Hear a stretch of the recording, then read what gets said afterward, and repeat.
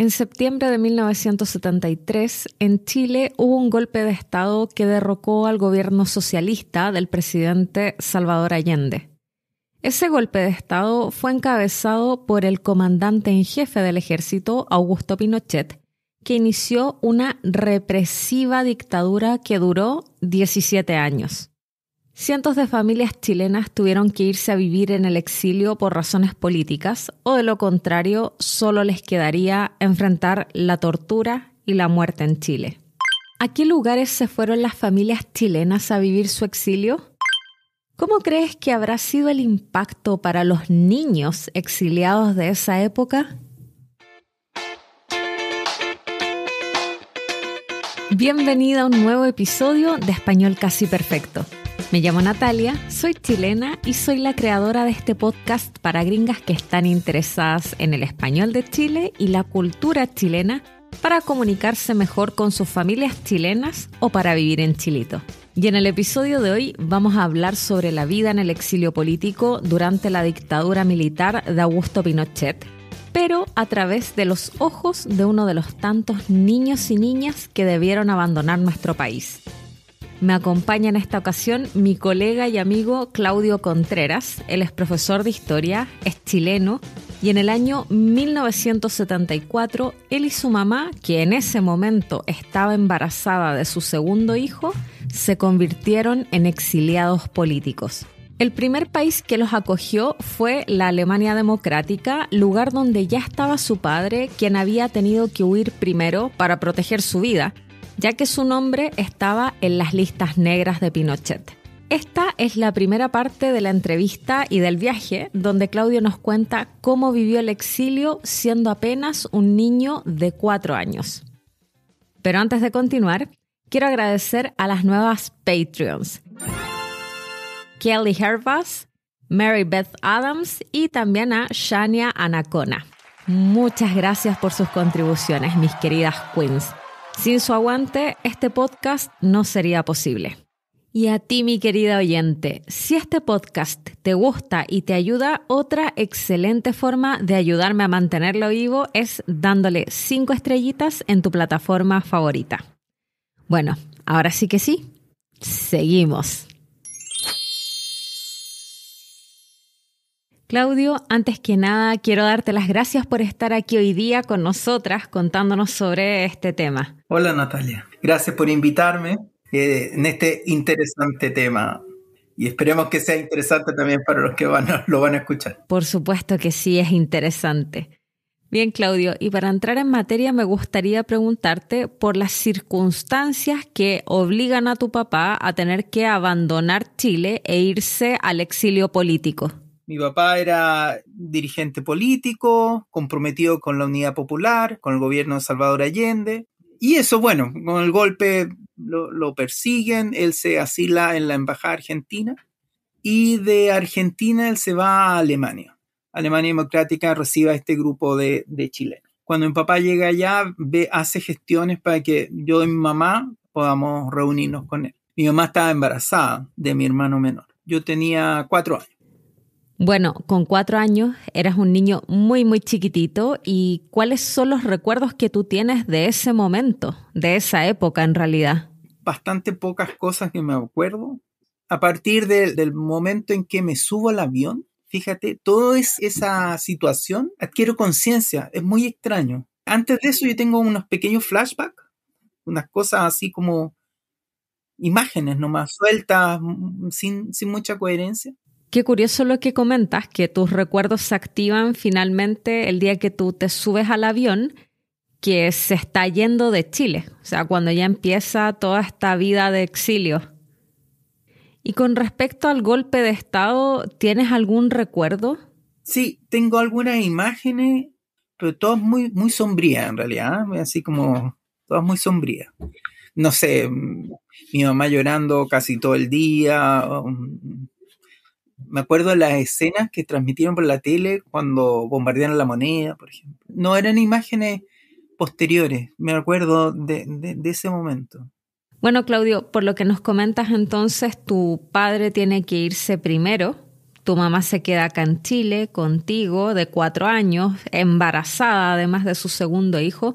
¿Cuánto tiempo estuvieron tus padres separados antes de poder volver a encontrarse? Un año, en el que también hubieron distancias de comunicación, porque, por ejemplo, entre septiembre pasaron como 3 meses sin que mi mamá no supiera dónde estaba mi papá. No sabía nada. Después, bueno, en un momento mi papá logra hacerle llegar una comunicación a mi mamá de que estaba bien. Mi mamá lo pudo ver cuando lo subieron al avión. Ahí supo de que estaba vivo en el fondo. Claro. ¿Y cómo es este viaje que hacen tu mamá y tú para encontrarse con tu papá? Fue un viaje muy duro porque a mi mamá la maltrataron mucho cuando se iba aquí en Chile, ¿no? La subieron al avión a punta de metralleta, con varias humillaciones de por medio, que no viene al caso contar, pero humillaciones muy feas. Y fue un viaje muy duro. Ella no, era una persona que vivía en el campo y bueno, se vio envuelta en esta situación. Su compromiso más bien pasa por apoyar a su pareja, a su compañero. Claro, claro, ella no era una activista política en ese momento, pero estaba en esta situación de todas formas, ¿no? Pero eran acompañados por militares hasta la escalera del avión y eran como súbense y váyanse luego, ¿no? Una cosa así. Bueno, entonces fue un viaje muy duro porque mi mamá en el fondo no sabía nada de otro idioma, no había salido nunca de Chile, no quería tampoco dejar a toda su familia. Ella es muy, muy unida con su familia, muy unida. Y estando embarazada, habiéndolo pasado muy mal, prácticamente un año, porque aquí, para contextualizar, ya estamos en el 74, ya había pasado un año aproximadamente de todo esto, y todo ese año pasándolo muy mal porque había perdido absolutamente toda su casa, iba prácticamente sin dinero. ¿Y cómo fue este viaje entonces? Viajamos de Santiago a Dinamarca, donde teníamos que hacer una escala a Alemania, y ahí en Dinamarca mi mamá no entendía mucho, parece, de los transbordos.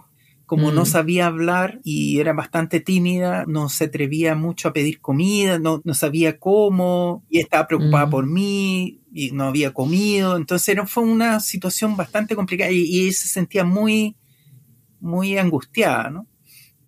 Claro, claro, sin saber hablar el idioma era difícil. Y además por toda la situación que estaban pasando, que no era un viaje de aventura, sino que era exilio.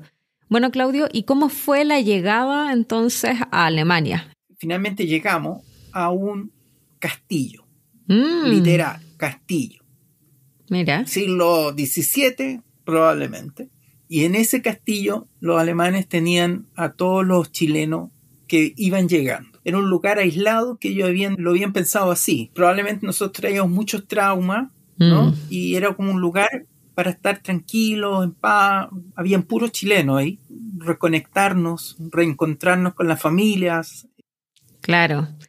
Bueno, y aquí en esta situación, ¿cuánto tiempo están dentro de este castillo que llamas tú y qué vino después? Ahí tuvimos como 3 meses y de ahí ellos ya te reasignaban a los distintos lugares dependiendo un poco de tus capacidades. En esa etapa lo primero que hacen es te ponían, ¿no? a trabajar generalmente en la industria como mano de obra, junto con las clases de alemán. Por ejemplo, mi papá lo pusieron en la industria, en la Carl Zeiss, la de lentes, como obrero. Pero pensando en que él, como era contador, entonces que podía trabajar después en el área de contabilidad de la industria. ¿Era así como una especie de inmersión? Era como una inmersión con clases de alemán y convivencia con los trabajadores mientras se ambientaba el ritmo, porque es un ritmo o un mundo muy distinto. Los alemanes son un mundo aparte, no sé, una cosa bien especial. A ver, y darnos un ejemplo. Por ejemplo, el caso de los chilenos, tema de los horarios. Ay, no. Una cosa terrible. Claro, no sé, para ellos las 7, no sé, en punto, las 7:02 existe, ¿no? Para nosotros los chilenos, no. entre 7 y sí, pues, no. Y esas cosas les interesaba a los alemanes que probablemente captáramos, ¿no? ¿Y a tu mamá en qué trabajo la reasignaron? Por ejemplo, a mi mamá, a ella le preguntaron, ¿qué es lo que tú quieres trabajar? ¿Qué te gustaría? ¿En qué área más o menos? Y dijo, niños. Ya, bien. Entonces la hicieron trabajar en un jardín. En un kindergarten. En un kindergarten, claro. Como asistente de la parvularia. Y le fue maravilloso. Le fue muy bien. Y lo otro, que cuando ya reasignaron a los chilenos a las distintas regiones, también intentaban hacer comunidad, ¿no? Entonces había un edificio nuevo que se dio para que estuviésemos ahí, todos los chilenos juntos, más allá de los trabajos que tuviésemos, etc. Qué bien. Claudio, ¿y en tu caso, cómo te tocó a ti esta adaptación, por ejemplo, con el idioma? Claro, no, a ver, como niño uno aprende muy rápido, muy rápido. Yo primero fui al jardín y después a la primaria y bueno, aprendí a escribir y a leer en alemán. No me acuerdo que me haya costado absolutamente nada. ¿Y la convivencia? Siempre fue muy bonito, había mucha solidaridad, mucha amistad también. No me acuerdo yo, por ejemplo, de haber nunca recibido una palabrota racista o algo que hoy es bastante común de repente en Alemania. Nunca, jamás, no. ¿Y si pudieras elegir algún recuerdo de Alemania con el que te quedas hasta el día de hoy? Para mí fue muy especial, en realidad fue muy especial. Las cosas que yo me traje a Alemania siempre fueron como medias mágicas. La Navidad, por ejemplo, los Kuchen, todas estas cosas que ellos tenían, organización para hacer cosas entretenidas. Porque uno, muchas veces, la organización la ve como, compromiso. Uno se tiene que organizar a veces cuando tiene compromiso. Lo estoy hablando ya desde la óptica del chileno, ¿no? Entonces, todas estas cosas como medias mágicas, como de niño, lo estoy mirando desde esa óptica, ¿no? Que te ilusionaban, era muy bonito, muy bonito. Y así, un montón de otras cosas que viví, que eran todas más o menos en ese estilo, ¿no? Tuve la suerte de convivir mucho con alemanes, en esas tradiciones, y son recuerdos muy bonitos. ¿Y a tus papás les costó más adaptarse? Sí, a ellos les costó más. Habían chilenos, de hecho, que no aprendieron alemán nunca. ¿Y cómo hicieron? A ver, es muy probable que hoy día tú vayas a Alemania, puedas conversar con cualquier alemán en inglés, pero en esa época no. Y los alemanes no eran muy asiduos en ese entonces, por lo menos, a ceder un ápice de su idioma. Mira. Sí. O sea, nosotros te aceptamos con cariño y todo, pero hablas alemán y hablas bien alemán. O sea, ni siquiera te aceptaban muchos pequeños errores o equivocaciones o cosas de ese tipo. Se molestaban, de hecho. Oye, qué difícil. ¿Y tienes alguna anécdota quizás que quieras compartir con nosotras sobre estas diferencias ya de idiosincrasia? Por ejemplo, a nosotros nos pasó una anécdota que una señora nos invita a almorzar ya un fin de semana, dice un día, y mis papás le entendieron mal. Entonces ellos pensaron que la invitación era para un viernes, por ejemplo, y lo que ella había dicho era para el sábado. Y su casa era, bueno, de partida tú no puedes ir a una casa alemana, bueno, no podías, insisto, porque a veces las tradiciones van cambiando, yo ahora no sé cómo es, pero en esa época no podías ir a una casa si ellos no te invitaban, por ningún motivo. Y claro, su casa era muy lejos, o sea, como, no sé, ha sido por lo menos unas 2 horas de viaje para su casa. Entonces, cuando llegamos, nosotros éramos chicos, mi hermano como tenía meses, y todo, llegamos a la hora de almuerzo, a la hora que nos había dicho y todo, y como no era el día, la señora nos recibe en la puerta, nos entreabrió la puerta y nos dijo, no es hoy día, es mañana. Y nos cerró la puerta. Ay, no, pobrecito, ¿y qué hicieron? Y todo de vuelta, y sin almorzar, y todo. O sea, fue una situación así bien incómoda, incluso mis papás un poco molestos, ¿no? Diciendo, bueno, ¿qué es esto? Igual como una falta de respeto, pero por lo menos nos podían haber dado un vaso de agua, no sé cuánto. Entonces, bueno, ahí conversando entre ellos, quedaron, bueno, quizás esto es un tema de idiosincrasia, despegamos de nuevo el viaje para allá. Y después de 2 horas, la señora nos estaba esperando, pero tiró la casa por la ventana, digamos. Nos atendió como reyes. O sea, pero es que absolutamente, era increíble lo que se había preparado. Diametralmente opuesto. Entonces, mira, ella nos recibió el primer día como en bata, con unos rulos en la cabeza y pantufla, y al día siguiente parecía, no sé, toda arreglada, peinada, maquillada, o sea, pero es como que se preparó para recibirnos. Tremendo cambio, ¿no? Pero era esta dificultad idiomática, po. Sí, me imagino que no tiene que haber sido la única vez que les pasó algo así, ¿o no?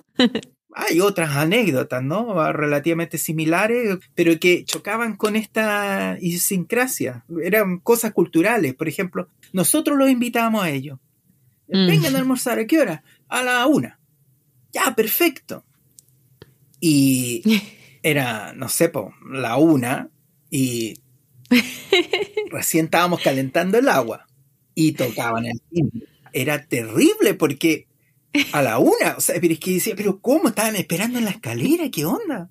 De antes. Claro, y ahí hay que improvisar en ese momento, porque es distinto, y no es que no quisiéramos que viniese, no es que no lo estábamos esperando, pero claro, con nuestro ritmo, todo más calmado, todo más relajado, etcétera, etcétera.